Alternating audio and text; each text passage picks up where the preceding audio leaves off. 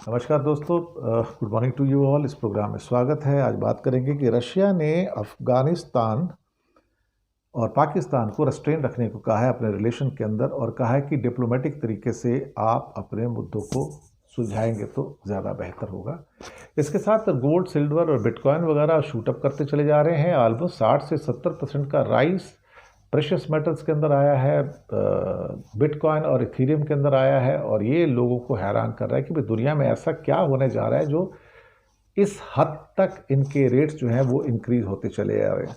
ये मुझे लगता है कि एक बहुत ही एक खौफनाक सी स्थिति जो है वो पैदा हो रही है। तो आप सबका स्वागत है। सबसे पहले आज बात करेंगे रशिया की, कि रशिया ने पाकिस्तान और अफ़गानिस्तान दोनों से क्या कहा। उनका कहना है कि काबुल और इस्लामाबाद अपने जो भी डिफरेंसेस हैं उसको बातचीत से और डिप्लोमेसी से, यानी कि डायलॉग एंड डिप्लोमेसी से हल करें ताकि उस एरिया में स्टेबिलिटी बनी रहे। मॉस्को का कहना है कि आप थोड़ा सा सब्र करें, पेशेंस रखें। और रशिया के फॉरेन मिनिस्ट्री के जो स्पोक्स पर्सन हैं मारिया ज़ाखारोवा, उनका कहना है कि रशिया अफ़गानिस्तान और पाकिस्तान दोनों को अपना फ्रेंडली कंट्री मानता है और चाहता है कि दोनों ही आपस में बातचीत शुरू करें और पेशेंस रखें। रशिया ये भी कहता है कि मैं इनके बीच में जो भी हुआ है उसको लेके मैं काफ़ी फिक्रमंद हूँ, और काबुल और इस्लामाबाद की इन घटनाओं की अलग अलग इंटरप्रिटेशन हो रही है। जहां पाकिस्तान अपनी ओर से एक पिक्चर पेश करने की कोशिश कर रहा है जो कि अलग किस्म की है, जो काबुल भी एक किस्म की पिक्चर पेश करने की कोशिश कर रहा है कि हमने इतने मारे, इतने सब कुछ किया, जो भी है। लेकिन दोनों के अंदर जो वर्जन्स आ रहे हैं वो थोड़े से क्या कहते हैं कि डिफरेंट हैं। कितनों को मारा है, कितने को किया, तो दोनों अपने अपने वर्जन दे रहे हैं। लेकिन इसमें कतर और सऊदी ने भी भूमिका निभाई कि उनको इन हालात को बिगड़ने से रोका जाए। और अब रशिया भी इस बीच में कूदा है और उसने कहा कि भाई देखो, ये पॉलिटिकली और डिप्लोमेसी के माध्यम से आप बातचीत करिए और उसको सुलझाने की कोशिश कीजिए।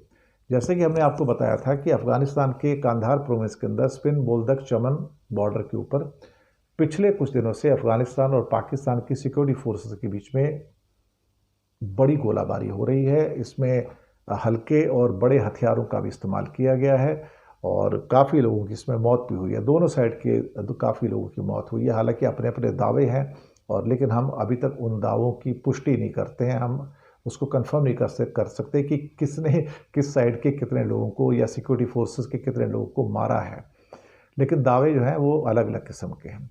तो रशिया ने ये भी वार्निंग किया कि अगर इस तरह की झड़पें जारी रहें तो ये पूरे खित्ते के लिए, पूरे एरिया के लिए काफ़ी ख़तरनाक हो सकती हैं और स्टेबिलिटी के लिए भी ख़तरनाक हो सकती है। तो इसको रोकने के लिए आपको जो रीजनल बैलेंस है उसको मेंटेन करने के लिए आपको एक कंस्ट्रक्टिव डायलॉग जो है उसको मेंटेन करना होगा और बातचीत के द्वारा चीज़ों को सुलझाना पड़ेगा। ये मारिया ज़ाखारोवा ने उम्मीद जताई है।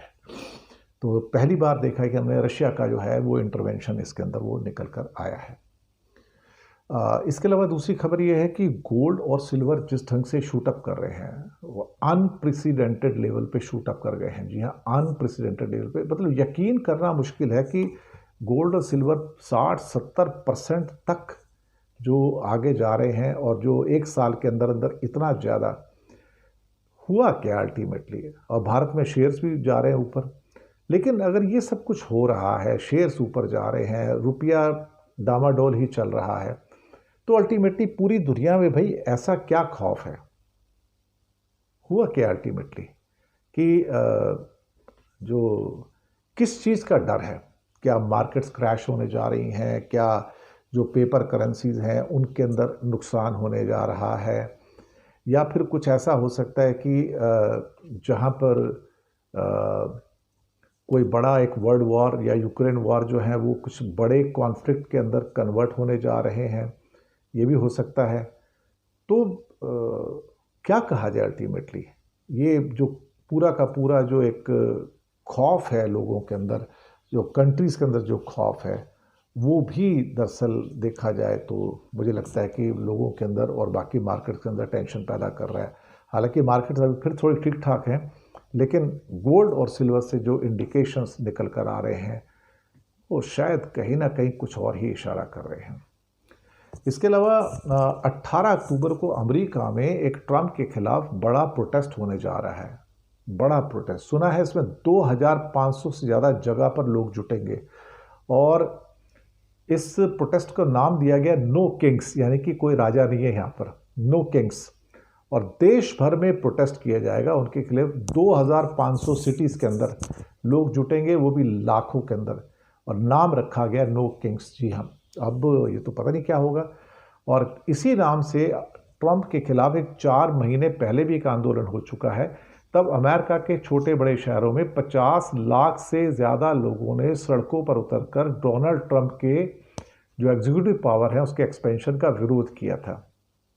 अब नो किंग्स नाम अपने आप में संदेश देता है कि अमेरिका किसी राजा का देश नहीं है और ट्रंप जो डेमोक्रेटिक ट्रेडिशंस हैं उसको तोड़कर चीज़ों को अपने हाथ में लेने की कोशिश कर रहे हैं, अदालतों की अनदेखी कर रहे हैं, विरोधी आवाज़ों को दबा रहे हैं, मीडिया कलाकारों पर सेंसरशिप लगाने की कोशिश की जा रही है।